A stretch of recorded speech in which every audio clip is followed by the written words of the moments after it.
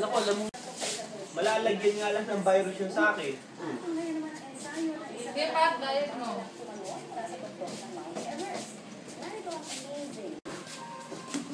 Pantan yung mga towel ah.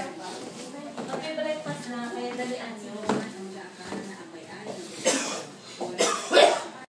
Ngayon, halos hindi na ilang mga malita sa kanyang bahay.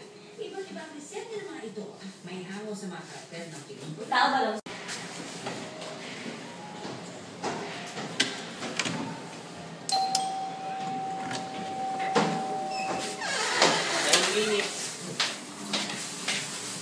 O yung mga gamit nyo, inayos nyo ba doon?